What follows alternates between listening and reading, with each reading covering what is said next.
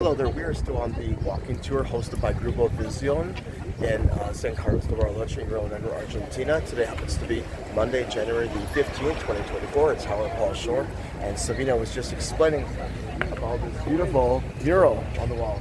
Very nice. Okay? Very, very nice. So, we'll just continue walking. Okay? Hear what she has to say, right?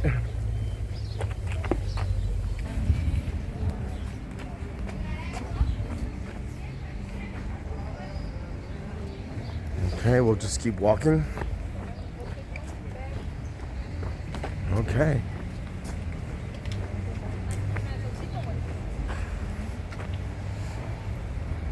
Ay, me paré, re maestra ciruela estoy acá. No, pero porque aparte les voy a contar como hay que contar. Hoy, primero quiero terminar de aclarar el nombre de Bariloche completo, que es San Carlos de Bariloche. No es Bariloche solamente. Carlos Wiederhold fue un visionario, lo voy a hacer dinámico porque si no se van a dormir acá. Carlos Wiederhold fue un visionario alemán en Chile, en Osorno, que había estudiado arquitectura en Suiza y cuando vuelve de sus estudios estaba inquieto, entonces tiene que tomar la decisión de hablar con su padre, enfrentar a su padre para decirle que no quería vivir de la arquitectura. Su padre le había pagado los estudios en Suiza. Bueno, finalmente él tiene un espíritu aventurero, exploratorio y consigue que su hermano lo acompañe a caballo a la zona del Gran Lago. ¿Cuándo? Después de la conquista del desierto. La conquista del desierto fue en el siglo XIX, en dos pulsos terribles, en 1800 hasta 1800, a ver si me acuerdo bien, 1883 por ahí. Él llega acá en 1895, mucho después de la conquista del desierto. Igualmente él era alemán, blanco, y lo que ve es un potencial para su idea, que era colocar justamente un punto de apoyo para intercambiar con Alemania. ¿Qué cosa con Alemania? Con los mercados de Hamburgo, como yo ya les conté. O sea que él fue el primero en darse cuenta que acá había mucho potencial. Ustedes piensen, gente, que en 1902, en 1895, cuando Carlos Wiederhold llegó, no había nada, no había caminos para el lado de la propia Argentina. La vinculación era a través de los lagos navegables, con gran transitabilidad hacia Chile y de ahí Alemania. Bueno, se vuelve a Osorno, hace tratativas con la colonia alemana. La colonia alemana tenía ganas de expandirse, ¿sí? Y de llegar con sus brazos a lo que era la Patagonia. Fíjense qué visión, ¿no? Sencillamente porque los alemanes siempre fueron expansionistas.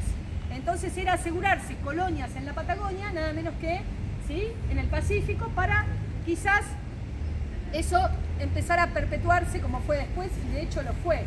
Pero esto viene de los nazis en realidad, porque los nazis habían puesto su mirada como vías de escape en la Patagonia, ¿verdad? Estamos de acuerdo ahí. Así que bueno, ahora voy a cerrar esto contándoles que entonces Carlos Wiederhold termina teniendo un punto de apoyo de este lado, en la zona del Gran Lago, que se llamó La Alemana. Él era alemán y termina siendo cónsul alemán en Osorno y había aceitado todo esto que yo les conté, la vinculación con Hamburgo. ¿Está bien? Entonces, él vendía en la Alemana productos que se producían acá, materias primas y también productos manufacturados. A él, sus empleados le decían Don Carlos. El patrón, antes se le decía Don al patrón, en vez de jefe, ¿sí? Bueno, hasta el día de hoy en algunas zonas rurales se le sigue diciendo Don, pero es como muy anticuado, ¿sí? Bueno, entonces, Don Carlos recibe una carta de un camarada escocés, Nielsen, a 30 kilómetros de Bariloche, del lado del Limay, y cuando él recibe la carta, la abre y en voz alta lee: estimado San Carlos. Un error caligráfico, en vez de colocar Don Carlos, hizo que todos, a partir de ese momento, empezando por sus empleados, lo empezaran a llamar y aplaudir en forma graciosa San Carlos, en vez de Don Carlos, ¿sí? No es ningún santo, sino que es esto, curiosamente gracioso, y un error caligráfico. Así que bueno, ¿y por qué es San Carlos de Bariloche el nombre completo? Porque él fue el primer hombre blanco, no lo digo yo, lo dicen las crónicas. Se ve que antes ser blanco era como decir, no sé, qué sé yo, ser rico hoy, no sé qué será, no sé. Pero bueno, El primer hombre blanco que llegó a la zona del Nahuel Huapi, ¿sí? San Carlos de Bariloche. Así es el nombre completo. Entonces, afianzando el tema de los nazis. ¿Por qué muchos refugiados nazis llegaron a Sudamérica? Primero porque este era un lugar recóndito y además este lugar tenía la connivencia de los gobiernos. Voy a hablar de Argentina, ¿no? Tenemos varios países involucrados, desde Chile, Venezuela, Colombia, Paraguay, Brasil, bueno, no sé si me quedó algún Uruguay, no, Uruguay no está comprobado. Pero bueno, lo que acá había era, de parte de los gobiernos, y sobre todo el de Argentina, que era militar, sin polemizar, lo cuento, Juan Domingo Perón era militar, simpatizaba, la verdad que con Mussolini en realidad.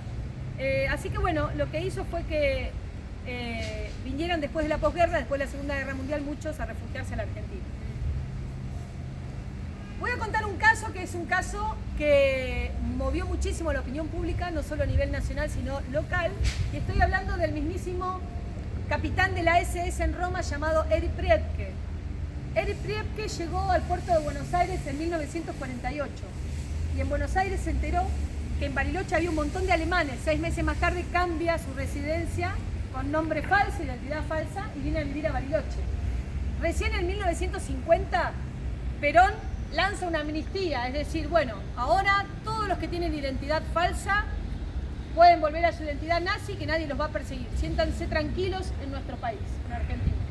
Bueno, él entonces dice, ok, soy Erich Priebke, y empieza su ascenso social en Bariloche. Punto aparte. ¿Quién era Erich Priebke? ¿Alguien sabe qué hacía como capitán de la SS en Roma? Cumplía órdenes del Führer, de Adolf Hitler. Cuando en la Segunda Guerra Mundial el ocaso de Hitler ya daba por perdida la Segunda Guerra, manda a las tropas alemanas a invadir Roma.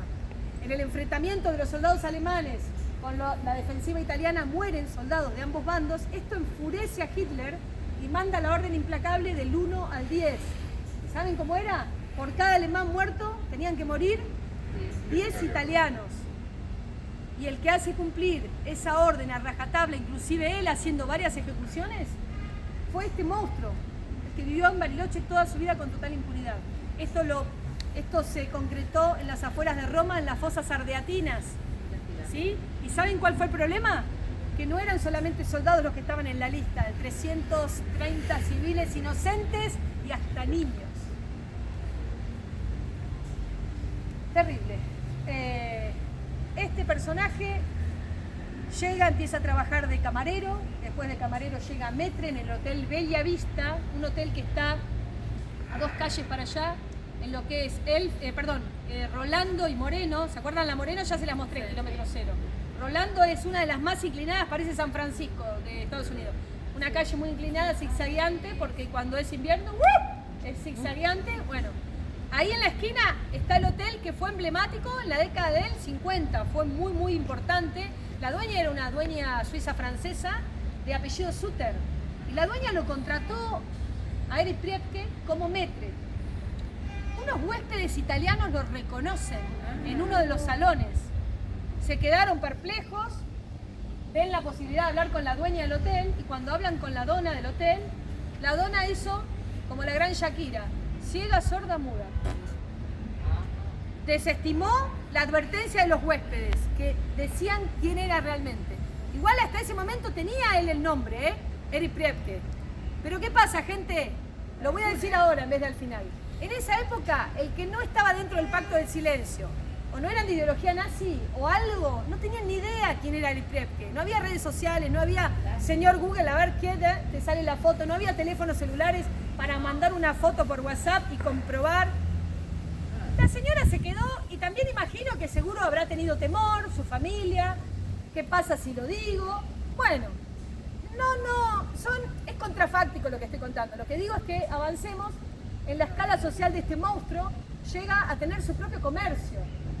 Adivinen qué rubro comercial tenía, qué mal gusto. Sí, armas no, algo un poquito menos... ¿Cómo? Jabones. Mirá María José de jabones, dice. Esta estudió, ¿eh? Sí. Jabones, dijo. Dios mío, qué horror, muy bien. Igual, humor negro, pero bien. No, humor negro no, era lo que hacían, pero bueno, espantoso. Así me acordé que hablé de Joseph Mengele una cosita después, que me voy a olvidar, ya que dijiste eso. Bueno, les digo que tenía charcutería, tenía embutidos con ese toque de chucrut, ¿no? El delicatessen, embutidos delicatessen. Era prestigiosa sí, ¿cómo se dice? La carnicería, la charcutería esta. Y está enfrente del Club Andino, estaba enfrente del Club Andino. Donde ahora, cuando bajen, o si prestan atención, dice excursiones, es una agencia de viajes. Bueno, volviendo, en su ascenso social termina siendo rector del colegio Primo Capraro, ¿sí? Un colegio académicamente muy importante en la ciudad de Bariloche y además bilingüe alemán. Piensen ustedes que en las corrientes migratorias de la primera oleada y la posguerra, los alemanes tenían la vulnerabilidad del idioma, no hablaban el español. Entonces ellos necesitaban agruparse en guetos, en barrios de alemanes, por un tema de contención, ¿sí? Y además tener un colegio que los, ¿no? que hablaran su idioma, que los identificaran, sentido de pertenencia a través de la educación, dónde llevar a sus hijos, etc. Bueno, Primo Capraro es el nombre de un personaje muy querido en Bariloche que tuvo una parte muy próspera en la segunda fase de la colonia agrícola ganadera. Era italiano, por eso Primo Capraro, y en honor a él, que fue muy querido en Bariloche y muy próspero en todo lo que generó para la economía local, el nombre del colegio que está a 100 metros de la esquina que acabamos de cruzar, en la otra esquina está, ¿sí? Tiene hasta el escudo alemán con el águila negra, todo, Deutsche, bien, no sé, bueno, pronuncio mal. Miedo, miedo. Seguimos. Este monstruo, rector del colegio, empezó a haber un run run en la sociedad de Bariloche. Reuniones cerradas, mucha gente que se queda en horario extraescolar. ¿En qué año estamos ahora? Ah, muy bien, gracias. En la década del 90 ya, 1990. Ya vivió aquí tranquilamente por ahí. Sí, toda la vida vivió, tuvo familia, tuvo hijos, tuvo nietos, y nadie le tocó un pelo. Fue de vuelta. Él fue en Bariloche el que está confirmado como genocida nazi, criminal nazi, de lesa humanidad. Los demás que estaban acá eran de ideología nazi. Por ejemplo, Juan Müller hacía adoctrinamiento nazi, pero no había matado a nadie. O sea, hay que también diferenciar. Y también algo que no quiero tomarlos de nada a nadie, pero está más que claro que no todos los alemanes eran nazis, ¿no? Eso no lo tengo que aclarar, obvio. Bueno, ahí va. Pero los de ideología nazi lo que hacían era respaldar y acompañar en un pacto de silencio lo que hacía el grandote, digamos, el jefe, por decirlo de alguna forma. Bueno, el run run de Bariloche cuando la señora polaca decía que el vecino era nazi y que acá en el barrio Belgrano, que me perdone Dios quiera Belgrano, que fue el creador de nuestra bandera argentina, pero en el barrio Belgrano se hacían los natalicios de Hitler todos los 16 de abril, literalmente se tiraba la casa por la ventana. Baile, danzaban, tomaban kirsch hasta altas horas de la madrugada, festejando los mismos días de cada año, 16 de abril, este tema, natalicio de Hitler. Entonces, bueno, a ver, el run run ya estaba haciendo cada vez una olla a presión, donde el gobierno nacional manda a la Policía Federal a ver qué está pasando en Bariloche y a llevarse un nazi. ¿Para qué a llevarse un nazi? Si lo encontraban. ¿Por qué? Para que la opinión pública bajara la intensidad y una vez captado el nazi, todo el mundo se relajara. Es como en un barrio cuando hay un ladrón, los vecinos van a buscar al ladrón porque la policía está así. Bueno, entonces la policía dice, vamos al barrio. Cuando pegan y agarran al ladrón, los vecinos ok, bueno, esto era similar. Vienen a buscar a uno que resulta que no era, terminan de carambola yendo al domicilio particular de Erich Priebke. Erich Priebke estaba en su domicilio. La policía le tira la puerta abajo, en forma intempestiva entra, y cuando él ve, porque estaba en su casa, ya estaba retirado, estaba aposentado, cuando ve entrar a la policía, en vez de arrodillarse, pedir perdón, suplicar por lo que había hecho, hace esto. Así. Me salió bien, ¿no? Che, yo de alemana no tengo nada, Familia italiana, los blancos del italiano. Pero me salvó porque yo decía que tenía familia alemana, suiza. Está bueno para chapear. Sí, ¿verdad? Así que bueno. Acá, sí, muchos alemanes. Mis compañeros eran altos como la secuoya. Yo en Buenos Aires, que soy nacida en Buenos Aires, era alta. Vine acá y pasé a ser petiza. Así que bueno, esas cosas. Bueno, se lo lleva la Policía Federal a Priebke. ¿Y tenía cuántos? Ahí voy. 80. Muy buena la pregunta, muy buena. Ahí voy. Te voy a dar el paraguas. Cuando la policía se lo está llevando en el auto oficial, muchos transeúntes espontáneos locales de Bariloche empezaron a ver qué pasaba y no entendían nada. Muchos empezaron a llorar, a aplaudir y en la otra esquina no querían dejar avanzar al auto. ¿Por qué? Porque él acá había conseguido un ascenso social y ser un personaje más que querido, adorado, un personaje ilustre. Él se jactaba de tener fotos con intendentes, con prefeitos, con gobernadores de la provincia. Él todo el tiempo supo manejarse, supo avanzar en la escala social y lograr el cariño de la gente. Siempre estaba vestido con un sombrerito de pana, vieron, triangular, con una plumita acá, bien característico de la presencia alemana. Y voy a contar algo, desde lo que yo vivencié. Cuando nosotros éramos chicos, los escuchábamos hablando alemán en las esquinas, también muchos croatas, húngaros, polacos, eslovenos, de todo un poco se hablaba acá. Pero cuando ellos hablaban, ¿no? Nosotros me acuerdo que destacábamos mucho el alemán, era muy común verlos, ¿sí? Y después, bueno, en esa época él ya era mayor de edad, tendría unos 70 años, 70 y algo. Entonces, bueno, el expresidente Carlos Menem, que logró apresarlo, le dice a los italianos: yo lo agarré, acá lo tienen, a Erich Priebke, ustedes lo juzgan, porque en Roma, ¿no? Los italianos se lo llevaban a Roma para cumplir la condena en Roma. Abogados de extranjería, ¿Qué pasó? Como el juicio llevó años, terminó cumpliendo condena domiciliaria en Roma. No.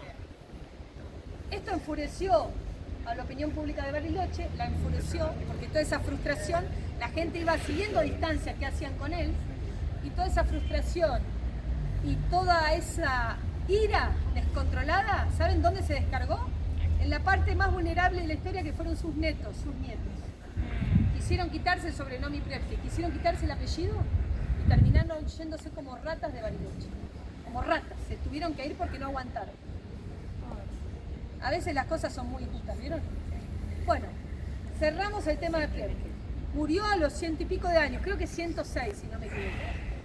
Además, viviendo en Roma, podía bajar a hacer las compras. Yerba mala nunca muere. ¿Cómo dicen en portugués yerba mala nunca muere? ¿Existe eso? Como los políticos, nunca se mueren acá. No, tiene que haber una expresión. Bueno, ¿en Guatemala dicen? La misma. Ah, también yerba mala nunca muere. Sí, en portugués tienen que haber alguna así parecida. En nuestros países. Ok. No, yo quiero aprender cosas. Sé muchos palabrones en portugués. Quiero aprender frases también. Bueno, Joseph Mengele, voy a hablar una cosita de Joseph Mengele. Gente, lo que yo acabo de contar está totalmente confirmado. Ahora, lo de Joseph Mengele está ahí en un gris como lo de Adolf Hitler. Joseph Mengele, el ángel de la muerte, parece que estuvo acá a finales del año 50 y muchos vecinos dicen haberlo visto ejerciendo la medicina. Él acá tenía otro nombre falso, que era Helmut Gregor, y hay una película que fue hecha por su paso transitorio en Bariloche, posiblemente, que es Guacolda con W. Diego Peretti, Natalia Oreiro, actorazos. Hace 15 años que esta película la creó Lucía Puenzo, la directora de la película, y está en Netflix, Guacolda con W, Guacolda, si se acuerdan, W y K de kilo. Bueno, Joseph Mengele tenía reuniones con el famoso Adolf Eichmann. Eichmann sí fue captado por el Mossad, que eran los cazanazis israelíes, y esto ocurrió en Buenos Aires. Él ya trabajando para la Mercedes-Benz en Buenos Aires, que todos decían que era un nido de nazi, la Mercedes-Benz. Así que, bueno, el caso de Eichmann en Buenos Aires fue captado y fue ejecutado en Israel por los homicidios. Él era el que hacía la logística de transporte a los campos de concentración. Ese era Eichmann. Y bueno, y parece ser que espontáneamente, esto no está confirmado, por eso digo, parece ser que espontáneamente tenían reuniones acá en Bariloche con Joseph Mengele, los dos. Bueno, y lo de Adolf Hitler, que acá me preguntaban, nuestros colegas en Berlín dan por terminada la historia diciendo, ahí mismo, donde hacen el walking tour, que Hitler está sepultado ahí en el búnker, que ahí quedó, que ahora hay un gran parking, ¿no? Nada hace mención a los nazis, ni mucho menos, nada menos que estando en Berlín, ¿sí? Entonces, Acá hay una construcción un poco problemática, un poco misteriosa, que es Inalco. En Mapudungun, en voz mapuche, Inalco significa aguas adentro. Para cuando fue construida, que fue en el año 45, solo se podía acceder a través del lago, vía lacustre, con hidroaviones. De hecho, llegaron hidroaviones, o sea. Y tenía torres de control, vigías, y era una construcción tan grande como el centro cívico, donde además se organizaba en pequeñas habitaciones y grandes salones, ¿sí? Y además depósitos como para vivir 6 meses, un año seguidos sin tener que depender de nadie porque era totalmente autosuficiente. Parece ser que eso, a pedido de Hitler, lo construyó Alejandro Bustillo, el arquitecto famoso, en 1945. Lo pueden googlear, eso todavía está enfrente en Villa Langostura. Hay tours de alemanes, propiamente yo he participado de estos tours, alojados en el Hotel Yao Yao, solamente dando toda la vuelta al lago para ir a Inalco y volver, sacar 3 fotos y volver. Y escribían, no sé qué escribían, porque yo apenas hablamos un poco en inglés, pero tours que vienen solo a eso y a otros puntos de apoyo que hay en Bariloche, en todo lo que es la zona de Villa Tacula con Ahuapi, la Torre Bustillo en la península San Pedro. Bueno, hay un par de lugares donde, es una curiosidad para el estudio del nazismo. Así que vuelvo a decir que lo que no está confirmado, nada. Acá hubo 2 actores conocidos, Carlos Perciavale y la China Zorrilla, que falleció ya, que dicen haber visto en el Hotel El Casco, en el kilómetro 11, a Hitler y a su familia, a Eva Braun, ¿no? Y eso fue desestimado porque cuando ellos lo empezaron a comentar, se encontraron lo empezaron a decir, ustedes están locos, ¿no? Por eso le digo, la connivencia no solo va de los gobiernos, va también entre el núcleo local, empresarios locales, la dueña del Hotel Bellavista que se cayó. ¿Me explico? Así que no era tan fácil hablar. La época de Perciavale fue en la década del 90, también 90 y pico, o sea, no era tan fácil hablar de estos temas. ¿Se dan cuenta? ¿Y saben qué? Hasta el día de hoy, que yo me pare a hablar esto con este bozarrón ahí en esa esquina o en el centro cívico, yo les digo que no, prefiero no hacerlo. ¿Por qué? Porque fuera de contexto se escuchan cosas que hacen increpar al guía, pero no a mi persona. Yo soy una guía local, o sea, estamos formados en esto. Es nada más que porque la gente, no le gusta que los guías locales contemos nuestras partes oscuras que forman nuestro pasado. Entonces, bueno, es la realidad. Lamentablemente tenemos una trama oscura, subyacente, que hace a la historia local. A mí no me hubiese gustado, pero bueno, yo he caminado en la montaña con algún personaje, hoy conocido como Otto Meilin, uno de los fundadores del Club Andino Bariloche, donde él le puso el nombre al refugio Berghof, que además tuvo con Tutzauer, con un suizo, la primera escuela de esquí de Sudamérica, el Cerro Otto, acá nomás. El nombre de Otto no es por él, es por otro Otto Gedeke, que tenía unas chacras con manzanos, bueno, falleció, lo mataron en realidad, pero no los nazis, sino un accidente de uno que le robó manzanas. Y Otto Meilin era de Baviera, una zona plana, plana en Alemania, y vino acá como deportista de anillas, o sea, gimnasta deportivo, terminó aprendiendo a esquiar con Neumeyer, otro de los que fundó el Club Andino, el primer médico local, Bueno, lo curioso es que el nombre, el refugio Berghof, que significa casa de montaña, ¿verdad? Bueno, cuando empezamos a atar cabos nos dimos cuenta que era el mismo nombre que tenía Adolf Hitler en la casa vacacional de los Alpes bávaros. Se llamaba igual, Berghof. Entonces, está bien, es un nombre común, pero que llevado a este paralelismo uno dice, epa, es eso, gente. Entonces, bueno, uno dice, yo caminé con Otto Meilin, él me llevó y decía, tiene que caminar como viejo para llegar joven a la cima, decía él. Entonces uno dice, bueno, disciplina, tenía razón, te enseñaba. Bajaba una vez por mes a hacer las compras y la gente de Bariloche decía, venga, Donoto, suba, los llevamos. La mochila lo duplicaba prácticamente en altura y él decía, no, tenés que caminar. No le gustaba la civilización. Era bien así, antisocial. Así que bueno, esa es un poco la historia que yo les puedo contar, habiéndola vivenciado además. Y lo que me preocupa es que hoy molesten estos temas.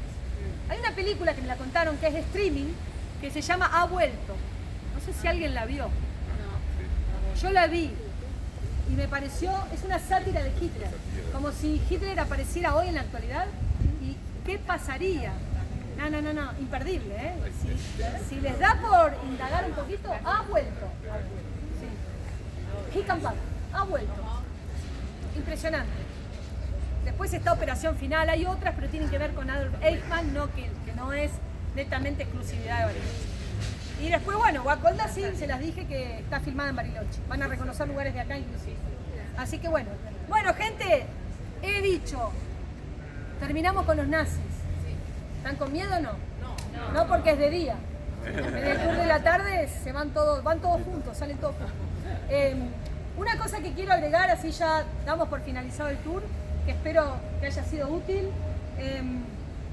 La Catedral de Bariloche, ahora ya no nos da el tiempo, pero la Catedral de Bariloche es imperdible. Es una obra de arte de Alejandro Bustillo, creada en 1946. La piedra ya no es piedra volcánica como la del Centro Cívico, sino que es una piedra calcárea traída de yacimientos que están lejanos en tren, ¿sí? Desde lo que sería más cerca del Atlántico que de acá de la cordillera. Y esa roca calcárea fue la que hizo que el arquitecto quisiera plasmar o transmitir a través del color la pureza de la religión católica, ¿sí? Savita, that was a very good tour, very educational. You know, talking Gracias. about the mural, and then we talk about, you know, the history about the Nazis out in Bariloche. Nazis. You know your history quite well. Ok, thank you very much. Thank you so Ok, están invitados. Vengan So, cuando Ted was quieran. looking for a great tour. Grupo Visual will definitely, you know, show you around. You know, they have tours almost every day. Thanks so much for watching, and have a great day. Bye bye. Gracias. Bye bye.